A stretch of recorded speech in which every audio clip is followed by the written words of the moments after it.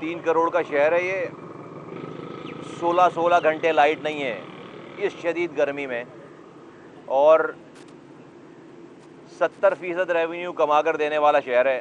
ابھی F B are کی report ہے کہ ریکارڈ ریونیو جمع ہوا ہے کراچی سے, 2.25 ارب روپے کما کر اس ملک کو دینے والا شہر, اس کے 3 کروڑ لوگ 16 گھنٹے لوڈ شیڈنگ برداشت کر رہے ہیں. غضب خدا کا کہ جو بل دے رہا ہے اس کی بھی لوڈ شیڈنگ ہے, اور جو بل نہیں دے رہا اس کے ساتھ بھی لوڈ شیڈنگ ہو رہی ہے. اور ایک لمحے کے لیے سوچیں کہ رات 16 گھنٹے جاگنے کے بعد صبح مزدور اپنی مزدوری پہ کیسے جائے گا, نوجوان اپنے کالج کیسے جائے گا, صبح بچے اسکول کیسے جائیں گے. اور یہ اگر ایک دن کا معاملہ ہو, چند دنوں کے معاملات ہوں, چند ہفتوں کے نہیں, سالہ سال سے یہ مسائل ختم ہونے کا نام نہیں دے رہے. پھر اس ساری سچویشن میں یہ جو سندھ کا دارالخلافہ ہے کراچی, اس صوبے کی جو گورنمنٹ ہے صوبہ سندھ کی, اس کا کوئی اتا پتہ نہیں ہے کہ وہ وفاق میں اور لوگوں کے درمیان اس مسائل کو حل کرنے کے لیے اپنا کو کردار ادا کریں. اس کے علاوہ ابھی ایڈورٹیزمنٹ آ گئی ہیں, 25,000 اطلاعات کے مطابق نوکریوں میں بھرتی کرنے جا رہے ہیں. 5 لاکھ نوکریاں دے چکے ہیں. کراچی حیدرآباد سے ایک آدمی نہیں ہے. پینے کا پانی دیتے نہیں ہیں, کوٹے پہ بھی کوٹا نہیں دے رہے, کوٹے پہ بھی جو شہری کوٹا ہے اس پہ بھی جعلی ڈومیسائل بنا کر اس کوٹے کو بھی فل کر لیتے ہیں. پینے کا پانی دے نہیں رہے, بجلی دے نہیں رہے, گیس دے نہیں رہے, نوکری دے نہیں رہے, کچرا اٹھا نہیں رہے, ایک اسکول نہیں کھولا ہے, ایک نیا اسپتال نہیں کھولا. تو ہمیں یہ سوال اب ریاست سے کرنا ہے کہ بھائی ہمارا کوئی فیصلہ کریں. ہمیں کب تک سندھ حکومت کے ہاتھوں میں گروی رکھیں گے آپ؟ پاکستان کو نقصان پہنچ رہا ہے, اور یہ ثابت ہو گیا کہ اس نظام کے تحت اب ملک مزید آگے نہیں چل سکتا. جس نظام میں یہاں پر پیپلز پارٹی کی حکومت ہو اور ہم اس کے ہاتھوں میں گروی رکھ دیے جائیں ملک کی جمہوریت بچانے کے لیے, ریاست بچانے کے لیے, تو ریاست کو آواز لگا کر ہم یہ کہنا چاہتے ہیں کہ اب ہمارا فیصلہ کرو. سندھ کے شہری علاقوں کا, خاص طور پر کراچی کا فیصلہ کرو, کیونکہ یہ سندھ حکومت ہمیں اون کرنے کے لیے تیار نہیں ہے. ہمیں پانی پلانے کے لیے بھی تیار نہیں ہے, ہمیں رات میں بجلی دینے کے لیے بھی تیار نہیں ہے, ہمیں ہمارے حصے کی نوکری دینے کے لیے تیار نہیں ہے. تو اور یہ 1-2 دن کی بات نہیں ہے, اور انہوں نے چینج نہیں ہونا, اور یہ نظام نہیں چل سکتا. ملک میں مختلف لوگ, ابھی ڈپٹی چیئرمین جو سینٹ کے ہیں انہوں نے بھی بات کی ہے کہ ملک میں صوبوں کی بات کی ہے, ملک میں نئے ایڈمنسٹریٹو صوبوں کی بات کی ہے. شاہد خاقان عباسی صاحب ہیں جو کہ ایکس پرائم منسٹر پاکستان ہیں, وہ یہ بات کر رہے ہیں. اب یہ بات بہت ساری جگہوں سے یہ بات ہو رہی ہے, اور سندھ کے حالات بالکل یہ بتا رہے ہیں.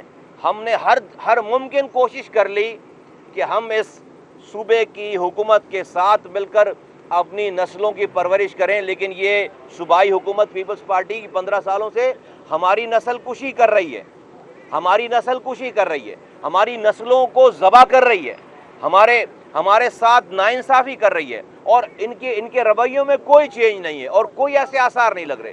تو ہمیں نہیں لگتا کہ ان کے ساتھ ہمارا گزارا ہو سکتا ہے. ریاست اس طرح سے نہیں چل سکتے. یہاں پر بھیڑ بکریاں نہیں ہیں, 3 کروڑ لوگوں کا شہر ہے, بہت دیر تک خاموش نہیں رہیں گے. اور یہ بجلی کا جو مسئلہ ہے اس کو حکومت, یہ مظاہرے ہوئے ہیں, لیاری میں مظاہرہ ہوا ہے, بلدیہ ٹاؤن میں مظاہرہ ہوا ہے, نیو کراچی میں اور کورنگی میں مظاہرے ہو رہے ہیں.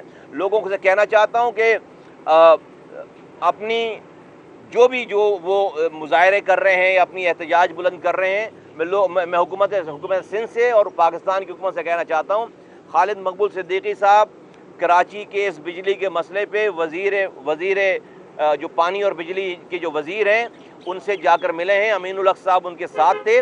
ہم نے یہ تمام رودات جا کر سنائی ہیں، لیکن سندھ حکومت کے وزیر اعلیٰ کو کراچی کے لوگوں کے ان مسائل کے اوپر وزیر اعظم سے میٹنگ کر کے اس مسئلے کو 16 گھنٹے کی اس لوڈ شیڈنگ کے مسائل سے کراچی کو واپس نکالنا چاہیے، لوگوں کو نکالنا چاہیے، کیونکہ یہ ریونیو انجن ہے اور یہ تباہ برباد ہو رہا ہے. شکریہ.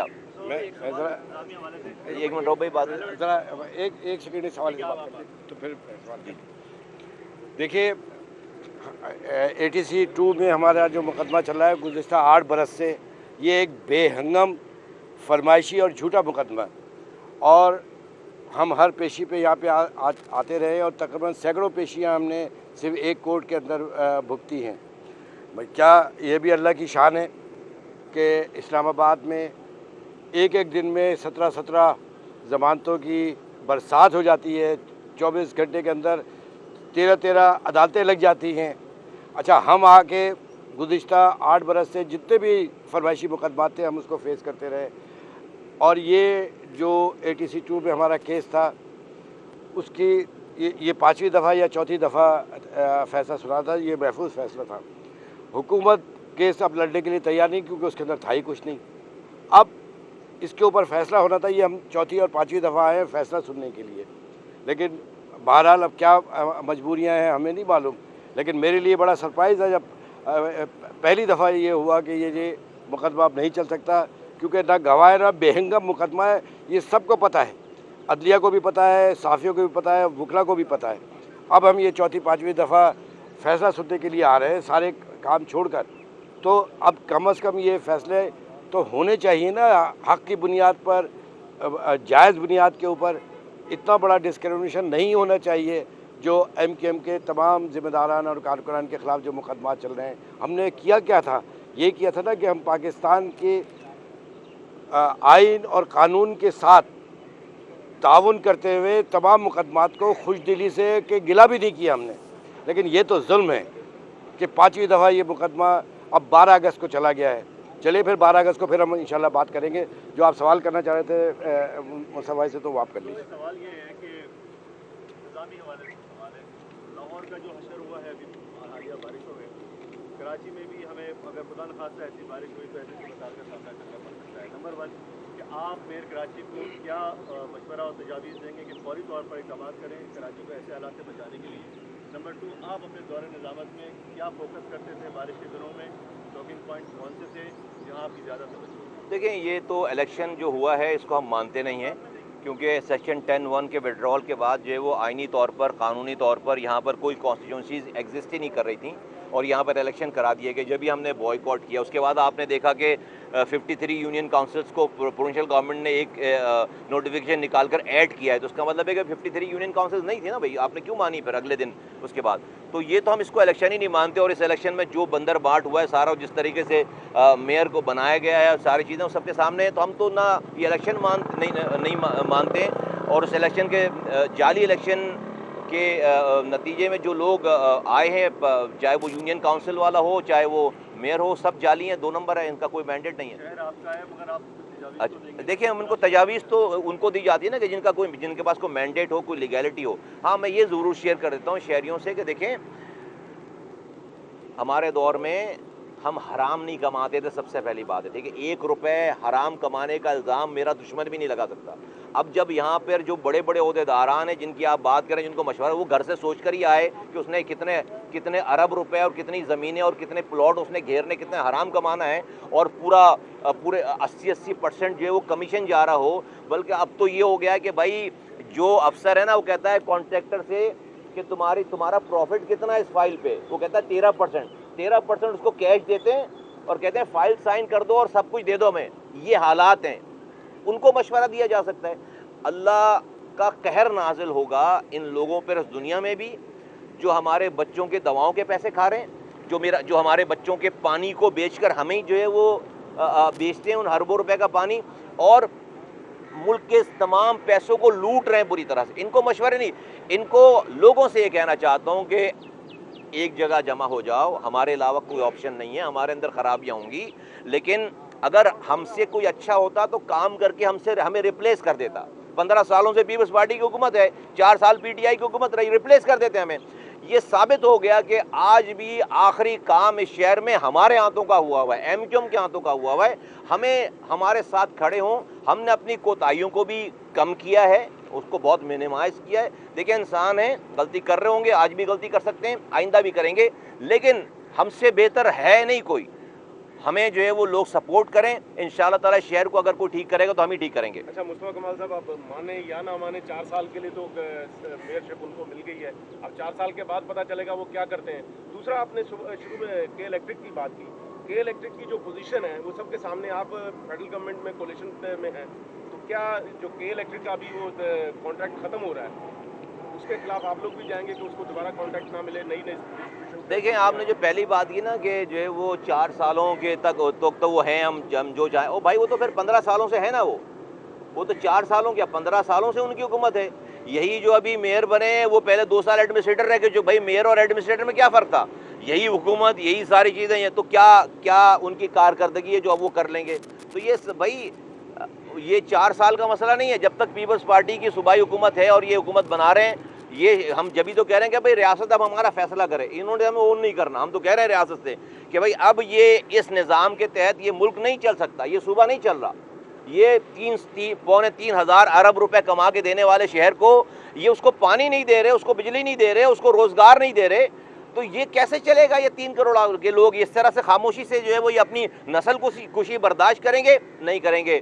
دوسری بات آپ جو بات کر رہے ہیں کہ الیکٹرک کے حوالے سے ہمارا، دیکھیں یہ غلط فہمی ہے کہ ان کی کوئی وہ ہونے، ان کے پاس اونرشپ ہے اس کی، ان کے اونر چینج ہوئے ہیں، ان کے انٹرنل اونر چینج ہوئے ہیں. وہ تو ڈیفینیٹلی اس کا کسی پولیٹیکل پارٹی حکومت سے اس کا واسطہ نہیں ہے.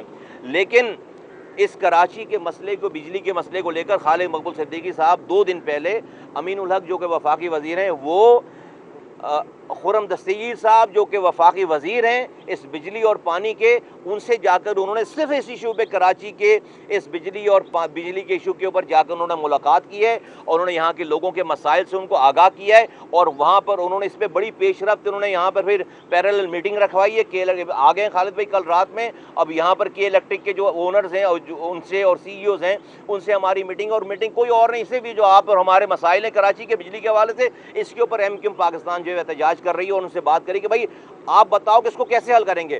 آگے حکومت سے بات کرنی ہے تو حکومت سے ہم بات کر رہے ہیں، نیچے یہاں پر کچھ مسئلہ ہے حل کرنا ہے تو اس کو کر. لیکن اس میں سب سے بہتر کردار صوبہ سندھ کے وزیر اعلیٰ ادا کر سکتے تھے. ان کے پاس اتنی پاور ہے کہ وہ اگر کراچی کے لوگوں کی اونرشپ لیتے، ان مسائل زیادہ لوگوں کی اونرشپ لیتے، اس کو لے کر اسلام آباد جاتے اور وزیر اعظم سے میٹنگ کرتے، تو یہ دنوں کے بجائے گھنٹوں میں یہ مسئلہ حل ہو سکتا تھا.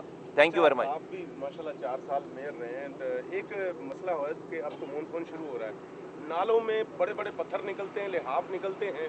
یہ کون لوگ ہیں جو یہ حرکت کرتے ہیں؟ شہر کو کوئی نہیں نکلتے لحاف یار، یہ سب ڈرامے بازیاں ہیں. کوئی ابھی کوئی لحاف کی تصویر آئی ہے؟ کوئی پتھر تو بھائی ظاہر سی بات ہے، یہ روزانہ جو آپ سویپر جو چھوڑتے ہیں، یہ سارا کچرا، یہ اگر آپ اس کو دیکھو گے نہیں، آپ اس سے حرام لے لو گے، آخری آدھے مہینے کی تنخواہیں لے لو گے اور ان تنخواہوں کو لے کر جو ہے اوپر جمع کر دو گے، تو یہ جو ہے وہ سارا اس نالوں میں تو ڈالتے ہیں کچرا، جمع کر کے لے کر تھوڑی جاتے ہیں. یہ سارا نالوں میں، یہ جتنی صفائی تھوڑی بہت ہو رہی ہے وہ کچرا اٹھا کر انہی نالوں میں اور یہ کیچ پٹس میں ڈالتے ہیں. بھائی پین لینا پڑتا ہے. آپ یہ شہر ایسے نہیں چل، دنیا کے 12 تیزی سے ترقی کرنے والے شہروں میں شامل ہو گیا تھا.